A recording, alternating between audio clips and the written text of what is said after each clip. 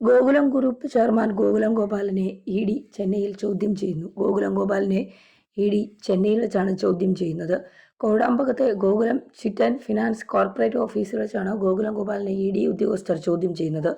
റെയ്ഡുമായി ബന്ധപ്പെട്ട വിവരങ്ങൾ ശേഖരിക്കാൻ ഗോകുലം ഗോപാലിനെ ചെന്നൈയിലേക്ക് ഇ.ഡി. ഉദ്യോഗസ്ഥർ വിളിപ്പിക്കുകയായിരുന്നു. കോഴിക്കോട് നിന്നും വൈകിട്ട് 6:15ഓടെയാണ് ഗോകുലം ഗോപാലൻ ചെന്നൈയിലെത്തിയത്. തുടർന്ന് നേരെ കോടാമ്പകത്തെ ഓഫീസിലെത്തി. ഇവിടെ രാവിലെ മുതൽ റെയ്ഡ് നടക്കുകയായിരുന്നു. ഇ.ഡി. ഉദ്യോഗസ്ഥർ ഗോകുലം ഗോപാലിൽ നിന്ന് വിവരങ്ങൾ ശേഖരിച്ചു. രാവിലെ കോഴിക്കോട് വെച്ചും ഇ.ഡി. ഉദ്യോഗസ്ഥർ ഗോകുലം ഗോപാലിൽ നിന്ന് വിവരങ്ങൾ തേടിയിരുന്നു. കോഴിക്കോട്ടെ ഗോകുലം ഗ്രൂപ്പിന്റെ ഓഫീസിലും ഇ.ഡി. പരിശോധന നടന്നു. 24 ന്യൂസ് ചാനലിന്റെ ഡയറക്ടർ ബോർഡ് യോഗം നടക്കുന്നതിനാൽ ഗോകുലം ഗോപാലനും ഈ സമയത്ത് ഓഫീസിലുണ്ടായിരുന്നു. ചെന്നൈയിലെ ഓഫീസിലും വീട്ടിലും ഇ.ഡി. പരിശോധന നടക്കുന്നുണ്ട്. കോടാമ്പകത്തെ Gokulam chit and finance corporate ഓഫീസിലും നീലാങ്കരയിലെ ഗോപാലിന്റെ ഓഫീസിലുമാണ് രാവിലെ മുതൽ പരിശോധന നടക്കുന്നത്. കോഴിക്കോട് രാവിലെ 11:00ഓടെ ആരംഭിച്ച പരിശോധന 3 മണിയോടെയാണ് അവസാനിച്ചത്. അതേസമയം ചെന്നൈയിലെ ഗോകുലത്തിന്റെ ഓഫീസുകളിൽ നടക്കുന്ന പരിശോധന തുടരുകയാണ്. വിദേശ നാണയ വിനിമയ ചട്ടലംഘനവുമായി ബന്ധപ്പെട്ട് നേരത്തെ ഉണ്ടായിരുന്ന കേസുകളുടെ തുടർ നടപടികളുടെ ഭാഗമായാണ് ഇ.ഡി. പരിശോധന നടത്തിയതെന്നാണ് വിവരം. എന്നാൽ ഇത് സംബന്ധിച്ച് കൂടുതൽ വിശദാംശങ്ങൾ പുറത്തുവിട്ടിട്ടില്ല.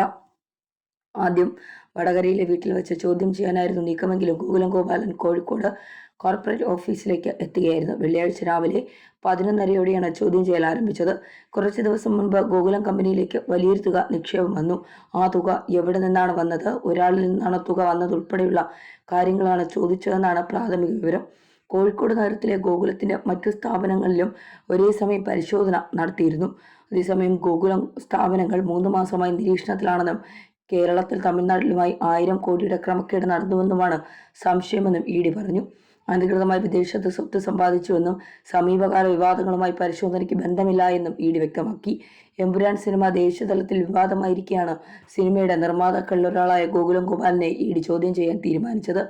ഇതിനു മുൻപും ഗോകുലം ഗ്രൂപ്പുമായി ബന്ധപ്പെട്ട് കള്ളപ്പണം പരിശോധന നടന്നിരുന്നു. 2017 നടന്ന പരിശോധനയിൽ 1100 കോടി രൂപയുടെ കണക്കിൽപ്പെടാത്ത വരുമാനം ഗോകുലം ഗ്രൂപ്പിനുള്ളതായി വാർത്തകൾ പുറത്തുവിട്ടിരുന്നു. ചിട്ടിയിൽ നിന്നുള്ള വരുമാനം റിയൽ എസ്റ്റേറ്റിൽ നിക്ഷേപിച്ചു എന്നാണ് വിശദീകരണം.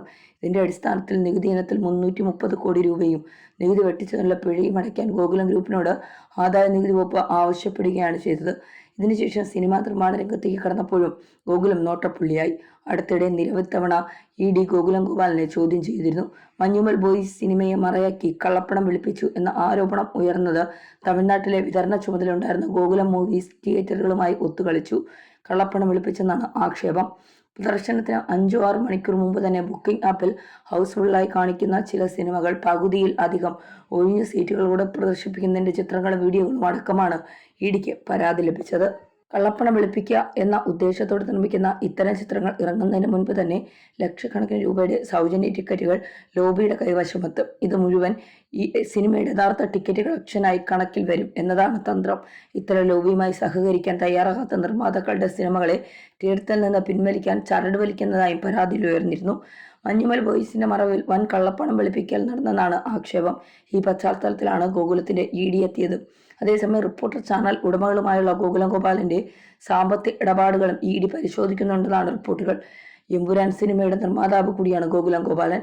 സിനിമയിലെ ഗുജറാത്ത് വംശത്തെ സൂചിപ്പിച്ച രംഗങ്ങൾ ഹിന്ദുത്വത്തെ പ്രകോപിപ്പിച്ചിരുന്നു. തിയേറ്ററിൽ പ്രദർശനം തുടങ്ങിയ ചിത്രം വീണ്ടും റീ എഡിറ്റിംഗ് ചെയ്താണ് ഇപ്പോൾ പ്രദർശിപ്പിക്കുന്നത്.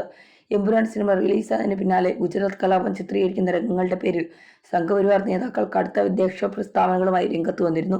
ലൈക്ക പ്രൊഡക്ഷൻ നിർമ്മാണത്തിൽ നിന്ന് പിന്മാറിയതിനെ തുടർന്ന് ഗോകുലം ഗോപാലൻ എമ്പുരാൻ ഏറ്റെടുത്തത്. വിവാദമായതോടെ പ്രേക്ഷകർ സ്നേഹിക്കുന്ന താരങ്ങൾ അഭിനയിച്ച സിനിമ നിന്ന് പോകരുതെന്ന് കരുതിയാണ് എമ്പുരാനുമായി സഹകരിച്ചതെന്നാണ് ഗോകുലം ഗോപാലൻ പറഞ്ഞത്.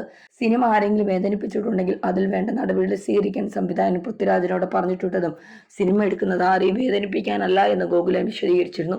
പിന്നാലെയാണ് സിനിമയിലെ രംഗങ്ങളിൽ കടംവെട്ട് നടത്തുന്നതും ചില ഭാഗങ്ങൾ മ്യൂട്ട് ചെയ്തത്.